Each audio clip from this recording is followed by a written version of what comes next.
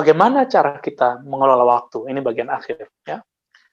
Yang pertama, Nabi Shallallahu Alaihi Wasallam mengajarkan kita apa yang disebut dengan al-kais. Hadis Imam Tirmizi. Apa kata Nabi? Orang cerdas itu adalah orang-orang yang dana li nafsihi, yang dia dana. Satu riwayat menyebutkan nafsihi. Nafsihi itu jiwa, orang yang introspeksi diri. Nah, itu satu riwayat. Tapi saya membaca dengan lafaz yang berbeda. Mandana li nafasihi.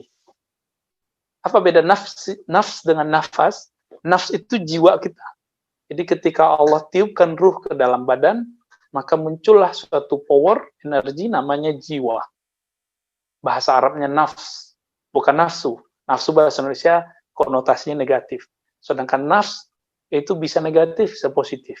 Yang negatif disebut amarah, yang positif disebut mutmainnah. Nah, adapun nafas itu adalah koneksi antara tubuh, jiwa, dan ruh kita. Nah, dia berkaitan dengan waktu. Jadi bagi saya waktu itu bukan 1 menit 60 detik, bukan. Waktu itu bagi saya adalah satu hembusan naik, satu hembusan turun. Naik, turun, nah ini yang disebut dengan nafas. Inilah sebenarnya hakikat waktu.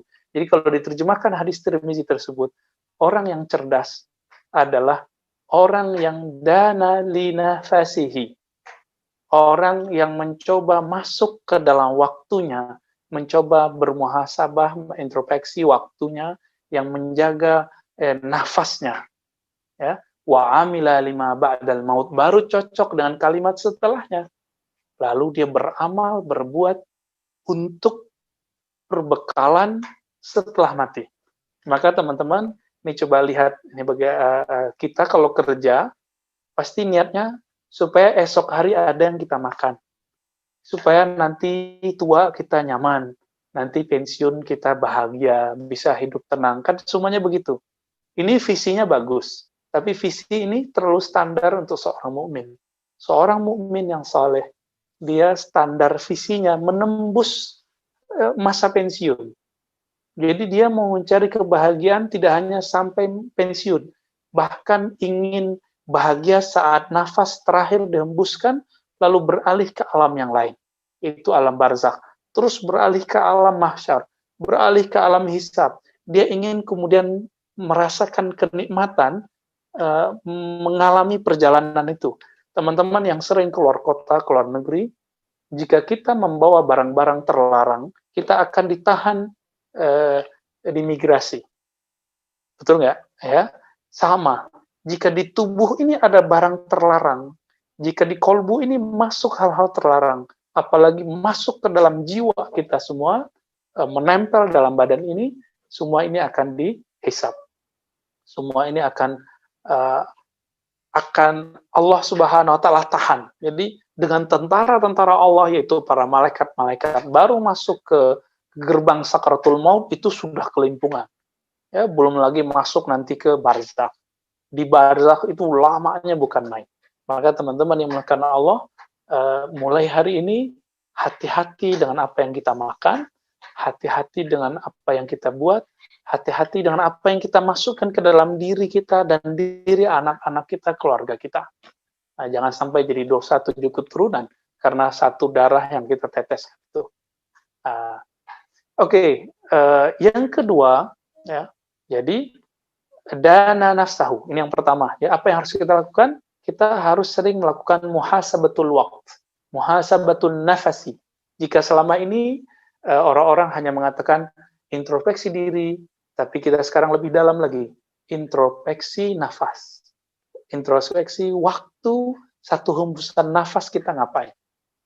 Nah, inilah tujuan dari Imam Al-Muhasibi, ya, yang disebut Al-Haris Al-Muhasibi, imam yang setiap nafasnya dia muhasabah. Dia kemudian hitung dan dia persoalkan. Ini diambil ilmunya bersambung kepada Sayyidina Abi Hurairah. Abu Hurairah itu mengatakan, aku berzikir 12.000 setiap hari, karena menurutku waktu setiap hari yang dihembuskan adalah minimal 12.000. Bagi beliau seperti itu, ya. Oke, yang kedua, teman-teman yang karena Allah, apabila kita sudah melihat ke dalam nafas kita, maka kita harus melihat dari manakah sumber nafas ini. Ternyata setiap nafas itu bersumber dari Sang Maha Waktu, Allah Subhanahu wa taala. Nah, inilah jalur pintas supaya merasakan bahwa kita ini diadakan oleh Allah Subhanahu wa taala. Bagaimana caranya? Menghubungkan, ya Allah, ternyata nafasku Engkau yang memberikan. Nah, inilah hakikat dari al-ihsan. Apa kata Nabi? Al-ihsan an ta'budallah ka'annaka tara. Ihsan itu Islam, iman, ihsan. Nah, yang paling tinggi ihsan. Ihsan itu adalah apabila engkau berbuat, beribadah, bekerja, merasa memandang Allah. Karena sudah terkoneksi nafasnya dengan hembusan Allah. Nah, lalu jika tidak, maka merasa dipandang oleh Allah.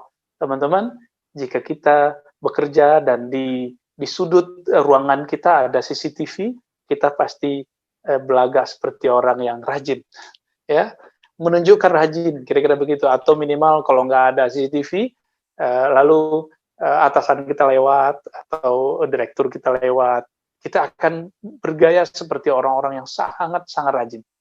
Minimal pura-pura sibuk, buka laptop, dan segala macamnya. Ini disebut dengan muraqabah. Muraqabah, merasa diperhatikan. Minimal coba sekarang jangan merasa diperhatikan oleh CCTV, tapi merasa diperhatikan oleh Sang Penghembus waktu, Allah Subhanahu wa taala.